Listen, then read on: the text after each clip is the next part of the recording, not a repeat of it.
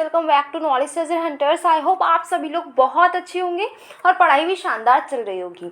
आपको तो पता ही है कि अप्रैल मंथ की हमारी जो मंथली मैगजीन है वो आ चुकी है, जिसका ऑलरेडी हम फर्स्ट पार्ट कवर कर चुके हैं, जिसमें हमने कवर किया था पॉलिटी को। आज हमारा सेकेंड पार्ट है, जिसमें हम घूमेंगे देश दुनिया में, हम जानेंगे कि हमारे देश में साथ ही साथ में और देशों में, आसपास की दुनिया में क्या कैसा हो रहा है। मतलब कहना चाहें तो आज हम पढ़ने वाले हैं इंटरनेशनल रिलेशंस को। चलिए फिर स्टार्ट करते हैं अपने इंटरनेशनल रिलेशंस को। और सबसे पहले हम कौन से देश जा रहे हैं घूमने? सबसे पहले हम जा रहे हैं भूटान घूमने। अच्छा, भूटान हम क्यों जा रहे हैं, क्यों हम भूटान के बारे में पढ़ने वाले हैं? भूटान के बारे में हम इसलिए पढ़ने वाले हैं क्योंकि जो भूटान के किंग हैं उन्होंने इंडिया को विजिट किया। इंडिया को विजिट किया क्यों किया? अब भाई देखो, हम लोग जाते हैं अपने दोस्तों के घर जाते हैं, अपने रिश्तेदारों के घर जाते हैं। क्यों जाते हैं? जिससे कि हमारी जो फ्रेंडशिप है, हमारे जो रिलेशन है वो स्ट्रांग बने, बातचीत हो, राइट। इसके लिए ही हम जाते हैं। ऐसे ही अगर हमारे दो देशों के जो हेड हैं वो अगर मिलते हैं तो वो भी इसीलिए मिलते हैं जिससे कि हमारी जो कंट्रीज़ हैं उनके बीच में जो रिलेशनशिप है वो और ज़्यादा स्ट्रांग हो और ज़्यादा मजबूत हो। इसीलिए हमारे जो भूटान के किंग हैं वो इंडिया में आए, विजिट किया, जिससे इंडिया और भूटान का जो रिश्ता है, जो रिलेशनशिप है वो और ज़्यादा स्ट्रांग हो। ठीक है। अच्छा, आप विजिट करी है तो कुछ आउटकम्स भी निकले होंगे। हाँ जी, बिल्कुल निकले हैं आउटकम्स। क्या क्या आउटकम्स निकले हैं चलो जानते हैं। हम मतलब हमारी प्यारी इंडिया भूटान को सपोर्ट करेगी। कैसे? वैसे भी हम बहुत सारा सपोर्ट भूटान को करते ही हैं, और भी सपोर्ट हम करेंगे। क्या करेंगे? हम additional stand by credit facility देने वाले हैं भूटान को आने वाले 5 सालों के लिए। अब ये क्या होता है? स्टैंड बाय क्रेडिट फैसिलिटी की अगर हम बात करें तो ये फाइनेंशियल असिस्टेंस होती है। भाई पैसा हम प्रोवाइड कर रहे हैं, किसको प्रोवाइड करते हैं? भाई जिसको चाहिए। किसको चाहिए होगा? ऐसी कंट्रीज जिनकी इनकम लो है। तो लो इनकम कंट्रीज के लिए हम क्या करते हैं? मनी प्रोवाइड कर रहे हैं, फाइनेंशियल असिस्टेंस प्रोवाइड कर रहे हैं। किसके लिए? शॉर्ट टर्म बीओपी क्राइसिस के लिए। अगर उनको शॉर्ट टर्म बीओपी नीड्स हैं उसको वो फुलफिल कर सकते हैं इस स्टैंड बाय क्रेडिट फैसिलिटी से। डिजिटल इंफ्रास्ट्रक्चर में भी हम हेल्प करेंगे। कैसे हेल्प करेंगे? जो भूटान है उसके लिए हम 3rd international internet gateway provide कर रहे हैं, उसको स्टैब्लिश कर रहे हैं। अब आप बोलेंगे कि मैम इंटरनेशनल गेटवे क्या है? तो इंटरनेशनल गेटवे एक ऐसी फैसिलिटी होती है जिसमें हम क्या कर रहे हैं? इलेक्ट्रॉनिक कम्युनिकेशन के लिए जो हमें फैसिलिटी चाहिए जिससे हम कम्युनिकेशन कर सकते हैं, उस कम्युनिकेशन को फैसिलिटेट करने के लिए जितनी भी नीड्स चाहिए, जितने भी इंफ्रास्ट्रक्चर चाहिए, जितना भी नेटवर्क चाहिए, वो सब प्रोवाइड किया जाता है इस इंटरनेशनल गेटवे से, जिससे कि जो कम्युनिकेशन है वो और अच्छी हो पाए और कम्युनिकेशन जो है काफ़ी अच्छे से हम कर पाएँ। ठीक है। इंडिया में तो हमारे बहुत सारे इंटरनेट गेटवे प्रोवाइडेड हैं, जैसे मुंबई में है, चेन्नई में है, अगरतला में है, बट भूटान में अभी 2 ही थे, तीसरा हम प्रोवाइड कर रहे हैं। इंटीग्रेशन कर रहे हैं भूटान का जो drug research and education network है, जिसको हम ड्रकेन बोलते हैं, इसको इंडिया की जो नेशनल नॉलेज नेटवर्क है इसके साथ में जोड़ रहे हैं, जिससे कि जो लर्निंग है, ई लर्निंग है, उसको और ज़्यादा मजबूत कर पाएँ। इतना ही नहीं, हम हाइड्रो पावर में भी काम कर रहे हैं। हाइड्रो इलेक्ट्रिक पावर प्लांट्स जो हैं भूटान में, जैसे कि मांग डेचू है, चुक्का है, बोशुचू है, बाशुचू है, ये सारे प्रोजेक्ट्स पर भी बातचीत चल रही है। इसमें भी हम हेल्प करेंगे भूटान की। सिक्योरिटी के मामले में बात करें तो फर्स्ट इंटीग्रेटेड चेक पोस्ट है वो जयगौन में बनाई है हमने। ठीक है। जयगौन कहाँ है? वेस्ट बंगाल इंडिया में है, और फुंगशोलिंग जो है ये भूटान में है। इन दोनों की इंटीग्रेटेड चेक पोस्ट बना दी गई है। कनेक्टिविटी की बात करें तो जो कोकराझार आसाम गेलेपू रेल लिंक है और इसको हम एक्सपीडिएट कर रहे हैं। गेलेपू एयरपोर्ट कंस्ट्रक्शन जो है इसको भी हम ज़्यादा उसमें कंस्ट्रक्शन में हेल्प कर रहे हैं, इन्वेस्टमेंट की अपॉर्चुनिटीज़ यहाँ पर प्रोवाइड कर रहे हैं। कहाँ कहाँ पर हम कोऑपरेशन कर सकते हैं भूटान की, कहाँ कहाँ पर हम हेल्प कर पाएंगे? तो सबसे पहले हम हेल्प कर सकते हैं हाइड्रो पावर में। हाइड्रो पावर मीन्स कि हम पानी का यूज़ करके बिजली बना दें। तो mutually beneficial hydro power corporation जो है भूटान और इंडिया कर रहे हैं। ट्रेड में बात करें तो इंडिया जो है भूटान का लार्जेस्ट ट्रेडिंग पार्टनर है। ठीक है। तो हम भूटान के लार्जेस्ट ट्रेडिंग पार्टनर हैं। क्या क्या एक्सपोर्ट होता है हमारी इंडिया से भूटान के लिए? तो हम भूटान को देते हैं mineral products, machinery and mechanical appliances, electric equipments, base metals, vehicles and vegetable products. क्या क्या ऐसी चीज़ें हैं जो कि भूटान इंडिया को देता है? तो electricity, ferrosilicon, Portland cement, dolomite, carbides of calcium, carbides of silicon, cement clinkers, would products, cardamom and fruit products, ये सब हमें भूटान से मिलता है। इंडिया और भूटान के कल्चरल रिलेशंस की अगर हम बात करते हैं तो बुद्धिज़्म जो है, जो बहुत ही हमारी इंडिया में एक बड़ा रिलीजन बन चुका है, तो ये बुद्धिज़्म ने दोनों ही कंट्री को कनेक्ट कर रखा है। इंडिया और भूटान फाउंडेशन जो कि 2003 में इस्टेब्लिश हुई थी, इसका एम है कि पीपल टू पीपल जो टाइज हैं इंडिया और भूटान के, वो हम स्ट्रॉन्ग कर पाएँ। सिक्योरिटी में बात करें तो इंडियन मिलिट्री ट्रेनिंग टीम है जो कि परमानेंटली वेस्टर्न भूटान में रहती है और भूटान की जो रॉयल भूटान आर्मी है उसको ट्रेनिंग करती है। ईस्टर्न एयर कमांड जो है इंडियन एयरफोर्स का, वो भूटान को एयर सिक्योरिटी प्रोवाइड करती है। याद रखना है कि भूटान के पास में कोई भी एयरफोर्स नहीं है, इसीलिए अगर हमें एयर सिक्योरिटी प्रोवाइड करनी है तो हम भूटान को प्रोवाइड करते हैं। तो इंडिया का जो BRO है उसने भी भूटान में कई सारे रोड्स बनाए हैं अंडर दी प्रोजेक्ट दंतक। ओके, इसके साथ साथ हमें जानना चाहिए कि जो इंडिया और भूटान के रिलेशंस हैं वो कैसे हैं। तो भूटान क्या है, एक लैंड लॉक्ड कंट्री है जो कि इंडिया और चाइना के बीच में हमें देखने को मिल जाती है। ओपन बॉर्डर है, मतलब कोई भी भूटान जा सकता है, खुला बॉर्डर है और वहाँ से इंडिया में भी आया जा सकता है। ठीक है।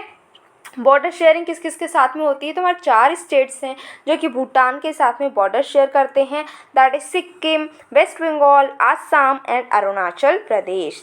अब ये हेरिटरी यहाँ पर मोनार्की थी, पहले किंग का बेटा किंग, किंग का बेटा किंग, इस टाइप का यहाँ पर चलता था जो राजपाट था। लेकिन अब भूटान जो है 2 पार्टी पार्लियामेंट्री डेमोक्रेसी बना 2008 में, मतलब काफ़ी लेट। ठीक है। इम्पोर्टेंस क्या है भूटान की इंडिया के लिए? तो जियो स्ट्रैटेजिक इम्पोर्टेंस है क्योंकि इसकी लोकेशन हमारे लिए बहुत ज़रूरी है। इंडिया और चाइना को कनेक्ट करने वाला जो देश है वो कौन सा देश है? भूटान। इंडिया जो है भूटान के लोकेशन का यूज़ करके चाइना को काउंटर कर पाएगा। इकोनॉमिक सिग्निफिकेंस भी है क्योंकि भूटान के पास में बहुत ही ज़्यादा हाइड्रो पावर रिसोर्सेज हैं और उन रिसोर्सेज का यूज़ करके हमारी इंडिया की भी एनर्जी नीड्स मीट हो सकती हैं। इन्वायरमेंटल कोऑपरेशन भी किया जा रहा है, हिमालयन इकोसिस्टम को इंडिया और भूटान दोनों ही शेयर कर रहे हैं, तो इसीलिए जो है ये जो इन्वायरमेंट से रिलेटेड जो भी कॉपरेशन है वो दोनों ही कंट्री करती हैं। रीजनल इंटीग्रेशन की भी बात है, जैसे सार्क है, बिम्स्टेक है, इसमें दोनों कंट्री पार्ट लेती हैं। अच्छा, हमारा रिश्तेदारी कैसे बनी भूटान के साथ में? तो 1949 में हमने ट्रीटी ऑफ फ्रेंडशिप को साइन किया। 1968 में हमारे मतलब इंडिया और भूटान के डिप्लोमेटिक रिलेशंस भी इस्टेब्लिश हो गए। 1972 में first trade and transit agreement sign हुआ। 2007 में ट्रीटी ऑफ फ्रेंडशिप को रिवाइज किया गया और 2018 में हमारे जो डिप्लोमेटिक रिलेशंस थे भूटान के साथ में उसकी 50 साल को सेलिब्रेट किया गया। लेकिन अभी भी कुछ चैलेंजेस हैं भाई, हर जगह चैलेंजेस होते हैं तो यहाँ भी चैलेंजेस हैं। क्या चैलेंजेस हैं? कि चाइनीज़ इन्फ्लुएंस बनता जा रहा है भूटान की टेरिटरीज पे। नॉर्थ में जो पासमलंग और जाकारलंग वैलीज़ हैं, दोनों ही थिम्पू के लिए बहुत ही ज़्यादा कल्चरली ज़रूरी हैं। वेस्ट में डोकलाम है, डामना है, आपका जो शाकोतोई है, याकशू है, ये कई सारी जगह हैं जो कि बहुत ज़रूरी हैं भूटान के लिए और इस पर चाइना जो है वो अपना कब्ज़ा करना चाह रहा है, बार बार अटैक किए जा रहा है। तो ये चीज़ जो है, इससे क्या होता है कि पीस जो है वो डिस्टर्ब हो जाता है। इंडिया जो है भूटान का जो क्लेम है डोकलाम पर, उसमें साथ देता है कि नहीं, ये जो डोकलाम है ये भूटान का क्लेम है क्योंकि ये इंडिया की सिक्योरिटी के लिए काफ़ी ज़्यादा इम्पोर्टेंट है। डोमिनेंस क्या है? रीजन को चाइना जो है वो डोमिनेट कर रहा है और इससे हमारे सिलीगुड़ी कॉरिडोर है उस पर भी खतरा मंडरा रहा है। हाइड्रो पावर जो ट्रेड हो रहा है उसमें भी कई सारे इश्यूज देखने को मिलते हैं, जैसे कि परचेजिंग पावर पॉलिसी में कई सारे चेंजेस हुए हैं। फिर जो भूटान है वो नेशनल पावर ग्रिड में एडमिट नहीं हो रहा है। इस तरीके की कई सारी प्रॉब्लम्स भी देखने को मिलती हैं। मिलिटेंट्स जो है, क्योंकि हमारा ओपन बॉर्डर है भूटान के साथ में, तो कई बार हमने देखा कि भूटान में वो अपना हाइड आउट बना लेते हैं। इसलिए ऑपरेशन ऑल क्लियर भी 2003 में चला था, जो पहला एक्शन था भूटान के द्वारा कि इन मिलिटेंट्स को वहाँ से बाहर भगाया जाए। BBIN इनिशिएटिव भी है, that is Bangladesh, Bhutan, India, Nepal motor vehicle agreement, जिसको इंडिया ने प्रपोज किया था कि ये इस जो रीजन है इसमें कनेक्टिविटी को बूस्ट करे, लेकिन भूटान इसमें साथ नहीं दे रहा क्योंकि इन्वायरमेंटल कंसर्न्स उसको सता रहे हैं। एक्सेस टू ट्रेड की बात अगर हम करें तो भूटान जो है अपनी मार्केट को डाइवर्सिफाई कर रहा है। ये क्या कर रहा है, अभी तक इंडिया लार्जेस्ट ट्रेडिंग पार्टनर तो है, बट इंडिया के अलावा भी और देशों से ये ट्रेड करने में अपना इंटरेस्ट शो कर रहा है। अच्छा, अब हम क्या कर सकते हैं, यहाँ पर डायलॉग जो है हमारा कर सकते हैं कि भैया बातचीत करो और जो भी मामला है उसको शांत करो, ठीक है। इकोनॉमिक इंगेजमेंट और अच्छे से कर सकते हैं, पीपल टू पीपल टाइज हम स्ट्रॉन्ग कर सकते हैं। यही है कुछ चीज़ें जिससे हम अपना रिलेशन जो भूटान के साथ में है, वैसे तो अच्छा ही रिलेशन है, लेकिन कहीं कहीं पर अगर कुछ कमियाँ हैं उसको सुधार पाएंगे। अच्छा, अब हम चलते हैं लैटिन अमेरिका में, ठीक है। अब लैटिन अमेरिका में क्यों जा रहे हैं, तो भाई हम नहीं जा रहे हैं, बल्कि हमारे जो एक्सटर्नल अफेयर्स मिनिस्टर हैं वो ऑलरेडी 4 लैटिन अमेरिकन कंट्रीज़ में घूमकर आए हैं। कौन से कंट्रीज़ हैं वो, Panama, Guyana, Colombia and Dominican Republic. तो यहाँ पर हमारे जो एक्सटर्नल अफेयर्स मिनिस्टर हैं वो घूम कर आए हैं, ठीक है। ये पहले इंडियन फॉरेन मिनिस्टर हैं जो कि यहाँ इन कंट्रीज़ में घूमकर आए हैं। इन्होंने India central American integration system जो है इसकी जो मीटिंग हुई थी उसको भी अटेंड किया। 4th India CARICOM ministerial meeting को इन्होंने को चेयर भी किया है। अब इस मीटिंग की कुछ सिग्निफिकेंस है क्या, कुछ इम्पोर्टेंस है, तो हाँ जी इसकी इम्पोर्टेंस भी है।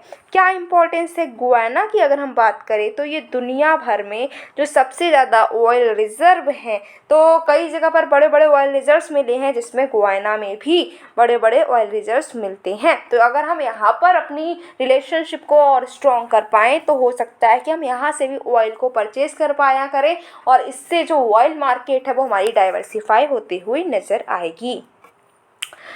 पनामा की बात करें तो largest central American trade partner है ये हमारा, ठीक है। हमारे इंडिया के कई सारे लोग भी पनामा में रह रहे हैं और इंडिया का गेटवे है लैटिन अमेरिका के लिए, इसीलिए इसके साथ में रिलेशनशिप अच्छा रखना ज़रूरी है।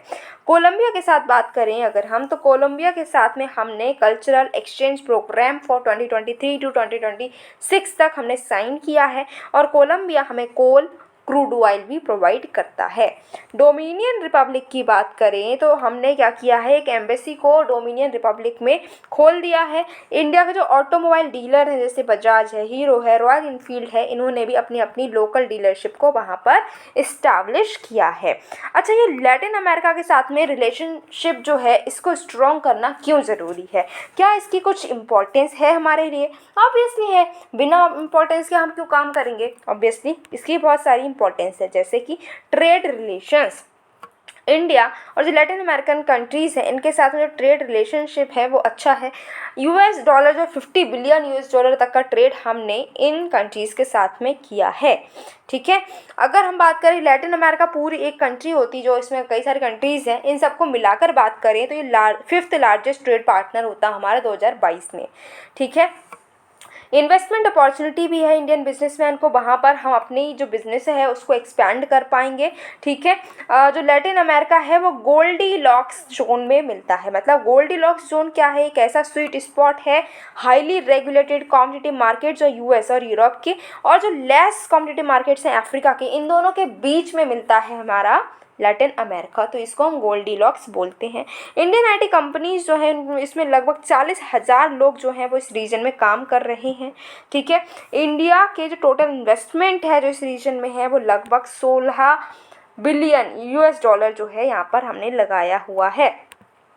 Food and security, energy security की बात करें तो 15% जो क्रूड ऑयल है वो हम ये लैटिन अमेरिकन कंट्रीज से ही लेते हैं। हमारी एनर्जी नीड्स बहुत बढ़ रही हैं जिसको हम फुलफिल यहाँ से कर पाएंगे।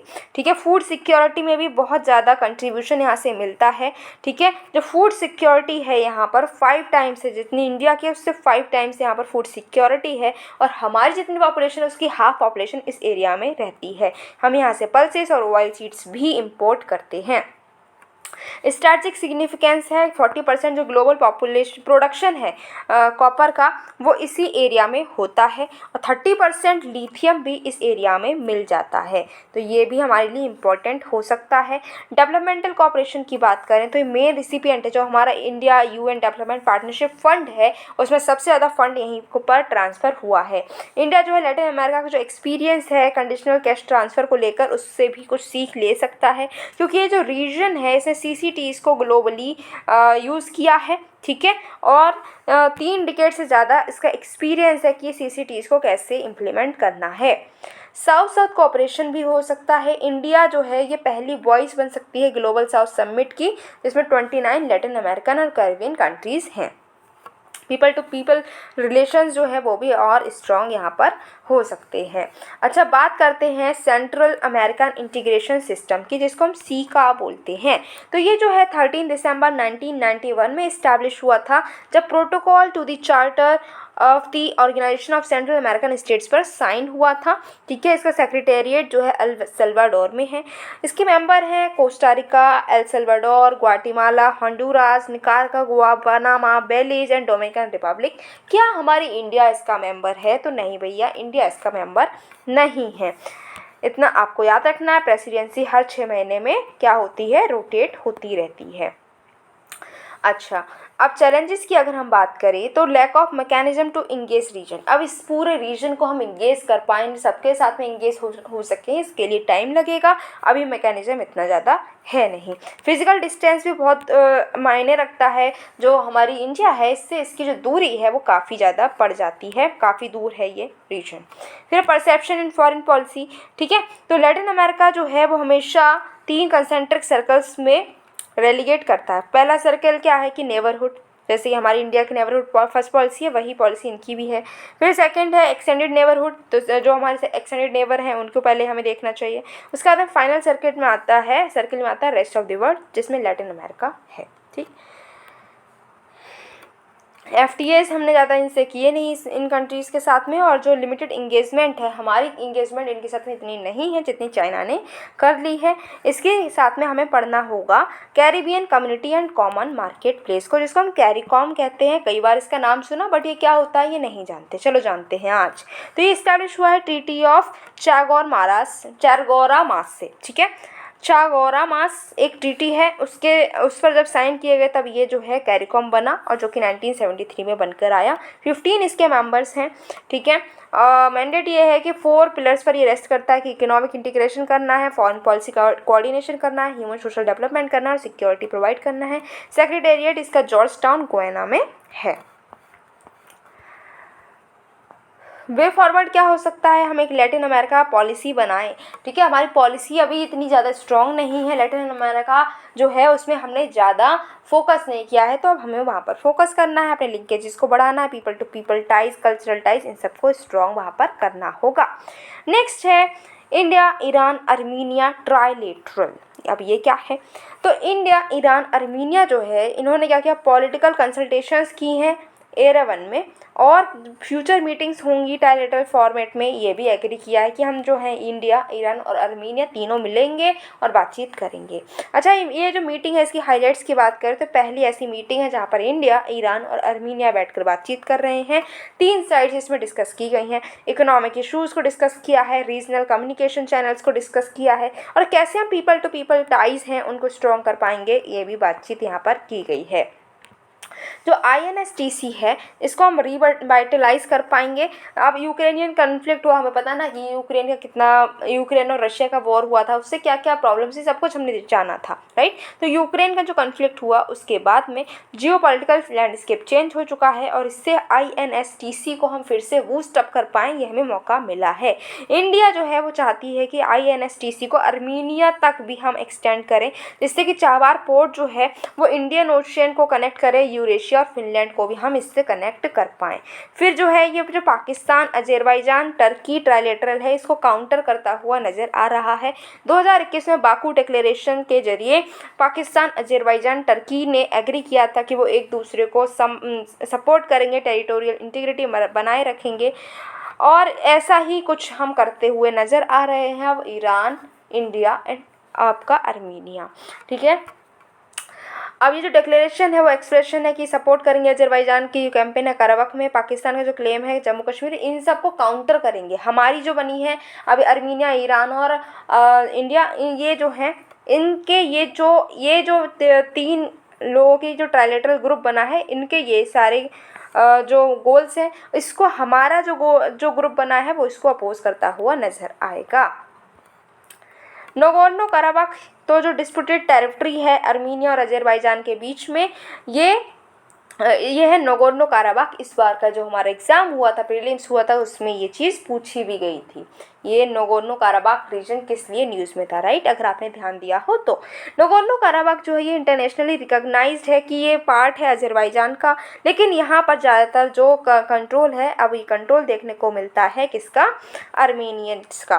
सेपरेटिस्ट आर्मीनियंस हैं, उन्होंने डिक्लेयर कर दिया है कि नागोर्नो कराबाख ऑटोनोमस ओब्लास्ट है, लेकिन जो एफर्ट्स हैं कि यहाँ पर परमानेंट सोल्यूशन इस कन्फ्लिक्ट का मिल सके वो फेल हो चुका है। एफर्ट किए थे Minsk group of Organization for Security and Cooperation ने, लेकिन ये जो एफर्ट्स थे वो फेल हो गए हैं। मिन्स्क ग्रुप 1994 में क्रिएट हुआ था, जिससे कि कोई डिस्प्यूट होता है उसको एड्रेस कर पाए। को चेयर किया जाता है इसको यूएस, फ्रांस और रशिया के द्वारा। टर्की और पाकिस्तान ने ट्रेडिशनली सपोर्ट किया है अजरबैजान को, ईरान और इंडिया ने सपोर्ट किया है आर्मीनिया को, इसलिए इंडिया, ईरान और आर्मीनिया ने एक अपना ग्रुप बना लिया है, पाकिस्तान का अपना एक ग्रुप बना हुआ है। अच्छा, INSTC को बूस्टअप करने की बात हम कर रहे थे, तो INSTC को देख लो। यहाँ पर जो ये रेड डॉट है ये दिखा रही है INSTC है, जिसमें हम देखें तो इंडिया चाबार की हेल्प लेकर ईरान को कनेक्ट कर रहा है। ठीक है, और इसके बाद में हम ईरान, ये तेहरान, इस साइड से ऐसे जाते हुए मॉस्को तक पहुँचना चाह रहे हैं। ये कुछ हमारा एक प्रोजेक्ट है जिसमें काम चल रहा है। चैलेंजेस क्या हैं, अगर हमारी 3 लोगों का जो ग्रुप बन रहा है, इंडिया, ईरान और आर्मीनिया का, तो अगर ये ग्रुप बन जाए तो क्या चैलेंजेस हैं। चैलेंजेस ये है कि सैंक्शंस है ईरान पर लगे हुए, तो अगर हम अपनी दोस्ती बढ़ाएं तो हो सकता है हम पर भी सैंक्शन लग जाएं। फिर क्या है कि इंडिया के रिलेशन है इजराइल के साथ भी अच्छे हैं। ठीक है, तो इजराइल के साथ में भी रिलेशन हमें बैलेंस करना, और ईरान के साथ में भी। INSTC को यूरोपियन मार्केट्स के साथ में हम जोड़ना चाहते हैं रशिया के द्वारा, और ये इसलिए अभी हमारे लिए डिफ़िकल्ट रहेगा क्योंकि अभी कन्फ्लिक्ट चल रहा है रशिया का यूक्रेन के साथ में। वोलेटाइल आर्मीनिया अजरबैजान बॉर्डर है, कोई परमानेंट सोल्यूशन अभी मिला नहीं है, तो ये उनके बीच में जो है कन्फ्लिक्ट चल रहा है। नगोर्नो कराबाख जो रीजन अभी हमारा प्रीलिम्स से पूछा गया था वो ये रीजन है, जो कि डार्क कलर में दिखाया गया है, जो कि अज़रबैजान और आर्मीनिया के कन्फ्लिक्ट से रिलेटेड था। अब पॉइंट्स ऑफ कन्वर्जेंस की बात करें, इंडिया और आर्मीनिया, तो इंडिया और आर्मीनिया की बात करें तो डिप्लोमेटिक रिलेशन 2022 में हमारे 30 साल पूरे हो गए हैं। ठीक है, एक्टिव पॉलिटिकल टाइज हम इंजॉय करते हैं, और इंटरनेशनल बॉडीज़ में हम कोऑपरेशन दोनों करते हुए दिख रहे हैं। न्यूली इंक्ड एक्सपोर्ट एग्रीमेंट हमने किया है, जिसमें इंडिया जो है मिलिट्री वेपन्स जैसे मिसाइल, रॉकेट, एम्यूनिशन जो है आर्मीनिया को भेजेंगे। इंडिया की जो एक्सटर्नल अफेयर मिनिस्टर हैं उन्होंने आर्मीनिया को विजिट किया था 2021 में। ये पहली विजिट थी जो कि इंडियन फॉरेन मिनिस्टर ने की हो, जब से हमने 1992 में रिलेशन इस्टेब्लिश किए थे, तब से पहली बार ऐसा हुआ था कि हमारे इंडिया के एक्सटर्नल अफेयर्स यहाँ पर गए हों। FTA भी साइन हुआ है इंडिया और यूरेशियन इकोनॉमिक यूनियन के साथ में, जिसमें अभी नेगोशिएशन चल रहा है। आर्मीनिया एक यूरेशियन इकोनॉमिक यूनियन का पार्ट है, तो अगर FTA हो जाता है तो आर्मीनिया भी इसमें साथ देता हुआ नज़र आएगा। इंडिया एंड ईरान की अगर हम बात करें तो रिलेशंस जो हमारा है इंडिया और ईरान का, तो वो काफ़ी हिस्टोरिक टाइज को शेयर करते हुए नज़र आते हैं इंडिया और ईरान। ठीक है, कॉमन कल्चरल हेरिटेज को भी शेयर करते हैं। चाबार पोर्ट जो ईरान में बना है, जो कि दोनों कंट्रीज़ को कनेक्ट करता हुआ नज़र आ रहा है, उसमें इंडिया ने काफ़ी मेजर रोल प्ले किया है। इन ईरान और आर्मीनिया की बात करें तो ये जो है बॉर्डर को शेयर करते हैं, रोबस्ट ईरान और आर्मीनिया की अगर हम बात करें तो ये बॉर्डर शेयर कर रहे हैं, रोबस्ट टाइज को एंजॉय करते हैं। दोनों कंट्री जो है अपने इकोनॉमिक और ट्रेड कोऑपरेशन को और ज़्यादा स्ट्रॉन्ग बनाना चाहते हैं। अब हम देखते हैं कंक्लूजन को। तो अभी क्या कह सकते हैं कि इंडिया ईरान और अर्मीनिया जो है ये ट्रेड में काफ़ी अच्छा कर पाएंगे। पर्शियन गल्फ, ब्लैक सी ट्रेड रूट जो है वो हम इसका यूज़ कर पाएंगे, और तीनों ही कंट्री अगर साथ में आती हैं तो काफ़ी अच्छा हो जाएगा। नेक्स्ट बात करते हैं Comprehensive and Progressive Agreement for Trans Pacific Partnership. भाई ये न्यूज़ में क्यों है, क्योंकि अभी क्या हुआ है, यूके ने एग्री किया है कि वो ये जो CPTPP है यानी कि Comprehensive and Progressive Agreement for Trans Pacific Partnership, इसको ज्वाइन करेगा। ये पहला नया मेंबर बन जाएगा और पहली ऐसी कंट्री बनेगा यूरोप की जो कि इसको ज्वाइन करने वाला है। अब इसको ज्वाइन करने वाला है तो ये आखिर है क्या जिसको ये ज्वाइन करने वाला है, इसको भी तो जानते हैं। तो Comprehensive and Progressive Agreement for Trans Pacific Partnership की बात करें तो ये क्या है, ये जो है मार्च 2018 में बना है, ठीक है, फोर्स में 2018 में ही आ गया दिसंबर में।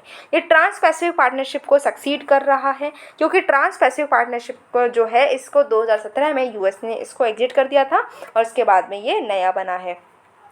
ये फ्री ट्रेड एग्रीमेंट है 11 नेशंस के बीच में।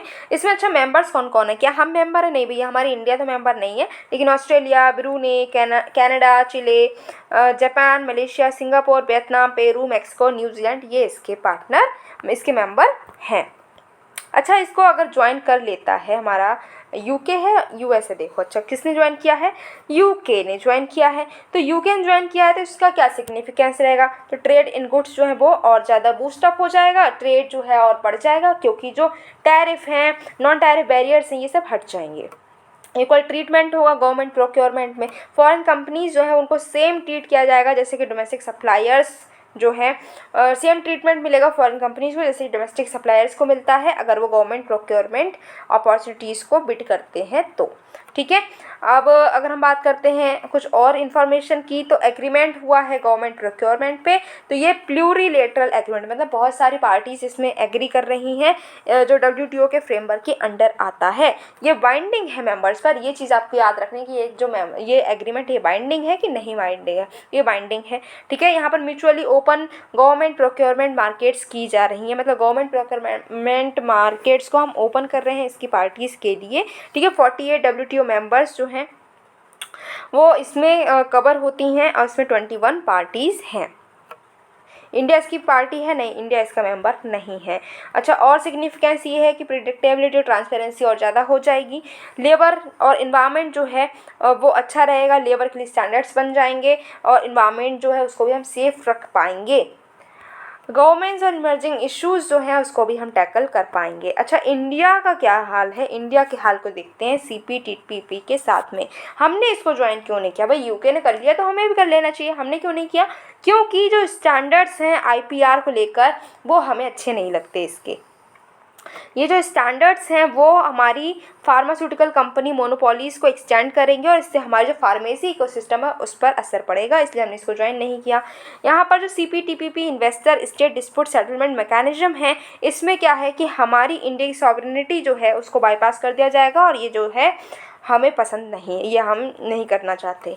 फिर है इकोनॉमिक कंसेशंस, इंडिया जो है वो इकोनॉमिक कंसेशंस को स्वीप करती है, अगर वो इसको ज्वाइन कर पाएगी तभी ज्वाइन कर पाएगा, जो कि हमारी ड्रास्टिक स्टेप है कि हम इकोनॉमिक कंसेशंस को छोड़ दें सारे तब हम इसको ज्वाइन करेंगे, नहीं भैया हम नहीं कर सकते, हम ऐसे ही खुश हैं।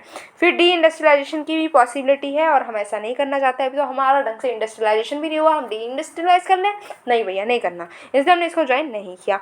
अच्छा, अब अगर हमने इसको ज्वाइन नहीं किया तो क्या कुछ हम मिस कर रहे हैं, हाँ कुछ चीज़ें तो हैं, जैसे कि कॉम्पिटिटिवनेस वो हमारी रिड्यूस हो जाएगी, नए क्लाइंट्स हमें जल्दी नहीं मिलेंगे, मार्केट ट्रांसपेरेंसी स्टेबिलिटी जो है उस पर भी असर पड़ता हुआ नज़र आएगा और ग्लोबल वैल्यू चेन्स जो है उसका भी एक्सक्लूजन हमें झेलना पड़ सकता है। अच्छा, अब बात करते हैं कुछ न्यूज़ इन शॉर्ट्स की, जिसमें हमारा पहला न्यूज़ है international fund of agricultural development.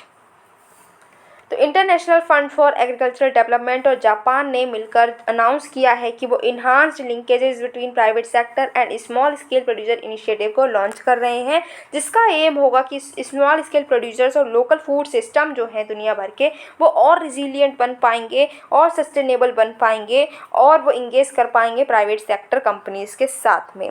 Objective ये है कि एग्रीकल्चरल प्रोडक्टिविटी को इम्प्रूव करना है, इनकम को बढ़ाना है और जो लाइवलीहुड है स्मॉल स्केल प्रोड्यूसर का उसको हम और इम्प्रूव कर पाएँ डेवलपिंग कंट्रीज़ में। Small scale food producers, private sector partners, ये सब जब काम करेंगे फूड कंपनीज के ज़रिए तो इससे सस्टेनेबल एग्रीकल्चर होगा, रिजिलियंट फूड सिस्टम बनेंगे। फाइनेंस की बात करें तो जापान लगभग $2 मिलियन तक की सपोर्ट यहाँ पर प्रोवाइड करेगा। सिग्निफिकेंस ये है कि स्मॉल स्केल फार्मर्स जो हैं वो फूड सिक्योरिटी में काफ़ी अच्छा रोल प्ले करते हैं और उनको भी सिक्योर करना हमारा काम है। अब ये आईफेड है, इसके बारे में और जान लेते हैं भाई। तो आईफेड जो है ये 1977 में इस्टेब्लिश हुआ था। ये इंटरनेशनल फाइनेंशियल इंस्टीट्यूशन है और स्पेशलाइज्ड एजेंसी है यूएन की। इसका एम है कि जो रूरल इकोनॉमीज़ हैं फूड सिस्टम से इसको हम और सस्टेनेबल और रिजिलियंट बनाएंगे। 177 इसके मेंबर्स हैं। क्या हम इसके मेंबर हैं? हाँ जी, हमारी इंडिया भी इसका मेंबर है, जिसका हेडक्वार्टर रोम और इटली में है। फंडिंग जो है अपनी इच्छा से दी जाती है, कोई भी कंपलसरी फंडिंग नहीं है, अपनी इच्छा से वॉलंटरली लोग सपोर्ट करते हैं।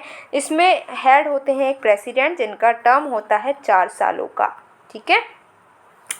अच्छा, हमारी बात करी जाए, हमारा क्या रिलेशन है इस आईफेड के साथ में, तो फंडिंग जो है हम इससे रिसीव करते हैं जिससे कि हम रूरल डेवलपमेंट कर पाएँ, ट्राइबल डेवलपमेंट कर पाएँ, वीमेन एम्पावर कर पाएँ और माइक्रो फाइनेंस भी कर पाएँ, और हम इसके रिसोर्सेज में भी कंट्रीब्यूट भी करते हैं। ऐसा नहीं सिर्फ पैसा ही ले रहे नहीं, हम यहाँ पर सपोर्ट भी करते हैं। फिर नेक्स्ट है नेटो। तो नेटो क्यों है अभी चर्चा में, चलो जानते हैं। तो फिनलैंड जो है वो 31st कंट्री बन गया है जिसने कि नेटो को ज्वाइन करा। अभी तक हम पढ़ते थे कि नेटो में कितने मेंबर हैं भाई, 30 मेंबर हैं। नहीं, अब अगर हमें पढ़ना है तो नेटो में कितने मेंबर हैं भाई, 31 मेंबर हैं। क्यों? क्योंकि इसमें फिनलैंड ने भी ज्वाइन कर लिया है। तो जो पहले तो ये न्यूट्रल था, जब हमारा फ्रेंडशिप एग्रीमेंट आया था तब तो ये फिनलैंड न्यूट्रल था, लेकिन अब इसने नेटो को ज्वाइन कर लिया है। अब जो है फिनलैंड नेटो की कलेक्टिव डिफेंस का पार्ट बन गया है, जो कि आर्टिकल 5 में बात करता है। अच्छा, कलेक्टिव डिफेंस क्या होता है? कलेक्टिव डिफेंस का मतलब है कि अगर एक किसी भी कंट्री पर जो कि नेटो का मेंबर है उस पर अगर अटैक होता है तो इसका मतलब ये है कि नेटो पर ही अटैक हो गया, नेटो की सारी कंट्रीज़ पर अटैक हो गया है, और फिर नेटो के सारे जो मेंबर हैं वो फाइट करेंगे उस पर्सन से, जिसने उस कंट्री से जिसने किसी भी जो नेटो मेंबर पर अटैक किया है। अच्छा, नेटो के बारे में अगर हम जानें तो नेटो जो है 1949 में इस्टेब्लिश हुआ था वॉशिंगटन ट्रीटी से। ठीक है।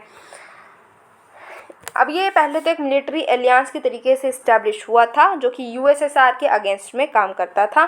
ठीक है। आर्टिकल 51 जो है यूएन चार्टर का, वहाँ से इसको अथॉरिटी मिलती है। सिग्निफिकेंस की बात करें तो ये डेमोक्रेटिक वैल्यूज़ को प्रमोट करता है, कोऑपरेशन जो है इसके मेंबर कंट्रीज़ के बीच में उसको एनकरेज करता है, क्राइसिस को भी मैनेज करता है इस रीजन में, और पीस और स्टेबिलिटी को मेंटेन करता है। Major non NATO ally status किसको मिला है? तो ये एक डेजिग्नेशन है जो कि यूएस लॉ के अंडर आता है, जो कि प्रोवाइड करता है फॉरेन पार्टनर्स को कि उनको कुछ बेनिफिट्स मिलेंगे डिफेंस, ट्रेड और सिक्योरिटी कोऑपरेशन में। G7 मीटिंग की अगर हम बात करें तो G7 climate and environment ministers meeting जो है वो जापान में अभी हो गई है। तो G7 कंट्रीज जो हैं उन्होंने करी है कुछ अर्जेंट नीड, उन्होंने बताया कि अर्जेंट नीड है हमें कि हम जो global green house gas emission है उसको 43% तक कम कर दें 2030 तक, और 2035 तक आते आते ये जो ग्रीन हाउस गैसेस का जो एमिशन है वो 60% तक हमें कम करना होगा। उन्होंने 2040 को टारगेट किया है कि 2040 तक जो प्लास्टिक पोल्यूशन है वो 0 तक ले आएंगे हम। ठीक है।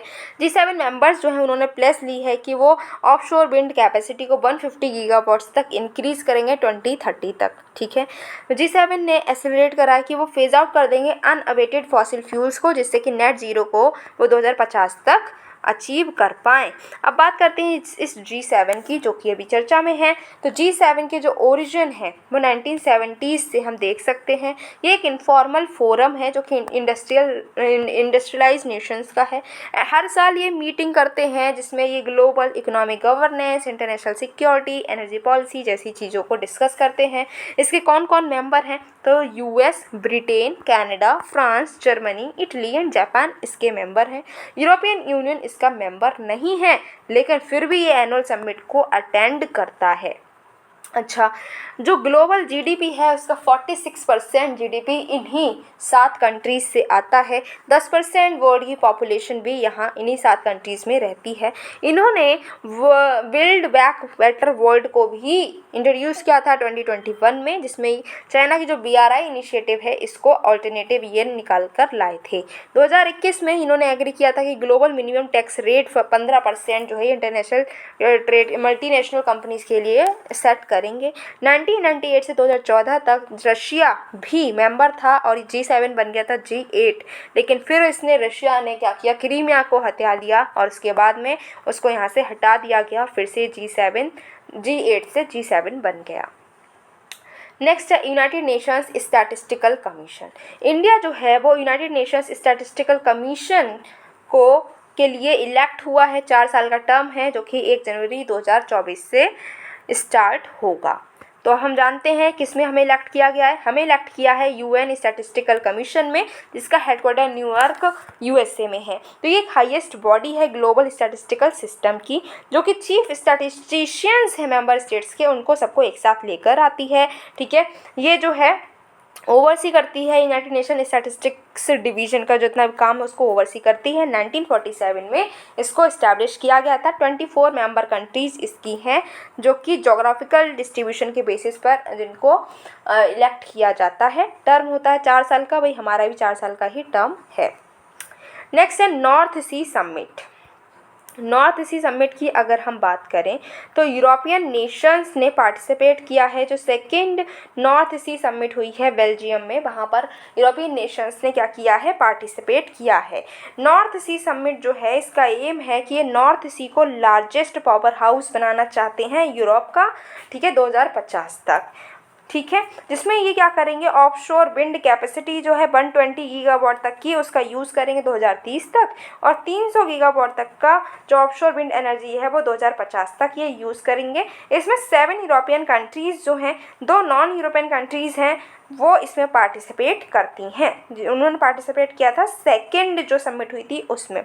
ये कौन कौन है भैया, तो 7 यूरोपियन कंट्रीज़ जो हैं, यूरोपियन यूनियन कंट्री है वो Belgium, Denmark, France, Germany, Ireland, Luxembourg and Netherlands. तो नॉन यूरोपियन कंट्रीज़ कौन सी हैं, तो नॉर्वे एंड UK। इन्होंने इसको अटेंड किया है समिट को। पहली जो समिट है वो डेनमार्क में 2022 में हुई थी, जिसमें बेल्जियम, डेनमार्क, जर्मनी और नीदरलैंड्स ने मिलकर इस जो डिक्लेरेशन है उसको साइन किया था, जिसका एम है कि नॉर्थ सी को green power plant of Europe बनाना है। ठीक है, ऑफशोर रिन्यूएबल एनर्जी सिस्टम बनाना है। डिक्लेरेशन हुआ था कि ये ऑफशोर एनर्जी कैपेसिटी जो 150 गीगावाट तक की है उसका यूज़ करेंगे 2030 तक, और 20 गीगावाट ग्रीन हाइड्रोजन भी बनाएंगे 2030 तक। विंड एनर्जी इंडिया में अगर हम देखें तो 4th नंबर पर हमारी रैंकिंग आती है अगर हम बात करें विंड पावर कैपेसिटी की। ठीक है, फरवरी 2023 तक की अगर हम बात करते हैं तो इंडिया की जो total installed wind power capacity है वो 42 गीगावाट है। National wind solar hybrid policy 2018 भी आई, जिसमें बताया गया है कि large grid connected wind solar energy projects को लगाया जाएगा। नॉर्थ सी ही जो है वो अटलांटिक ओशन का ही एक पार्ट है, जो कि लोकेटेड है नॉर्वे और डेनमार्क के बीच में। ठीक है, Scotland, England, Germany, Netherland, Belgium, France ये जो है इसके साउथ में मिलते हैं। ठीक है, इन्होंने क्या किया, अटलांटिक को ये कनेक्टेड है, नॉर्थ सी कनेक्टेड है बाय स्टेट ऑफ डोवर और इंग्लिश चैनल। तो ये हम यहाँ पर देख भी सकते हैं इसको। तो ये जो है ये नॉर्थ सी है जो कि अटलांटिक से जुड़ी हुई कैसे है, तो ये है इंग्लिश चैनल। ठीक है, इंग्लिश चैनल से ये यहाँ पर हमें जुड़ी हुई दिख जाएगी। नेक्स्ट है चाबार पोर्ट। चाबार पोर्ट भाई न्यूज़ में क्यों है, क्योंकि पहली जो मीटिंग है India central Asia joint working group की वो चाबार पोर्ट की वो मुंबई में हुई। चाबार पोर्ट जो है ये सिस्तान बलूचिस्तान प्रोविंस जो है ईरान की, वहाँ पर ये बना हुआ है। 2016 में इंडिया ने एक एग्रीमेंट किया ईरान और अफ़गानिस्तान के साथ में कि वो क्या करेंगे, चाबार पोर्ट बनाएंगे, और हमने बनाया भी है। एक क्रूशियल गेटवे है जो कि हम क्या कर सकते हैं, पाकिस्तान को बाईपास करते हुए अफ़गानिस्तान तक पहुंच सकते हैं। ठीक है, चाबार पोर्ट के ज़रिए। और ये जो है स्ट्रैटेजिक लोकेशन है क्योंकि ये स्ट्रेट ऑफ हॉर्मुज और इंडियन ओशियन जो है उसको कनेक्ट करते हुए नज़र आता है। यहाँ पर ये गल्फ ऑफ ओमान में देखने को मिलेगा चाबार पोर्ट। नेक्स्ट है गुड फ्राइडे एग्रीमेंट। तो US प्रेसिडेंट जो है वो नदर्न आयरलैंड को विजिट कर रहे हैं नेदरलैंड को विजिट क्यों कर रहे हैं? क्योंकि यहाँ पर 25th एनिवर्सरी मनाई जा रही है गुड फ्राइडे एग्रीमेंट की। गुड फ्राइडे एग्रीमेंट को 1998 में साइन किया गया था, जो नदर्न आयरलैंड और जो ब्रिटेन की गवर्नमेंट है उनके बीच में, और 30 सालों का जो वायलेंस था उसको एंड किया गया, जिसको द ट्रबल्स का नाम दिया गया है। ठीक है, नदर्न आयरलैंड जो 1921 में क्रिएट हुआ था, आयरलैंड को पार्टीशन कर दिया गया था, बचा हुआ जो हिस्सा है वो यूके के साथ में आ गया था। इससे वायलेंस हुआ था, 30 साल तक वायलेंस चला, उसके बाद में ये एग्रीमेंट हुआ और वो वायलेंस ख़त्म हो गया, इसीलिए उसके अभी 25 ईयर्स कंप्लीट हुए हैं और इसी को सेलिब्रेट करने के लिए यूएस प्रेसिडेंट वहाँ गए हैं। नेक्स्ट ऑपरेशन कावेरी, तो इंडिया ने ऑपरेशन कावेरी को लॉन्च किया है, जिसमें जो लोग सूडान में फंस गए हैं, ठीक है, हमारे इंडियन सिटीजन्स, उनको हम वापस लेकर आ रहे हैं। सूडान में वॉर चल रहा है। इसी के साथ में हम अपने इंटरनेशनल टूर जो हमारा था उसको कंप्लीट किया है, मतलब हमने अपनी जो अप्रैल मंथ के इंटरनेशनल रिलेशंस थे उसको हमने कवर कर लिया है। आई होप आपको समझ में आए होंगे, इंटरेस्टिंग लगा होगा, अब आपको करंट अफेयर से डर नहीं लगता होगा, इंटरेस्टिंग वे में समझ में आया होगा। अगर ऐसा हुआ है, समझ में आया है, कॉन्फिडेंस धीरे धीरे बन रहा है, तो आपको क्या करना है? आपको करना बस इतना है कि वीडियो को लाइक करना है, शेयर करना है, चैनल को सब्सक्राइब करना है, जिससे कि आने वाली वीडियो की नोटिफिकेशन आपके पास में आए और आप उसको देखकर खुद को और अपडेट कर पाएँ।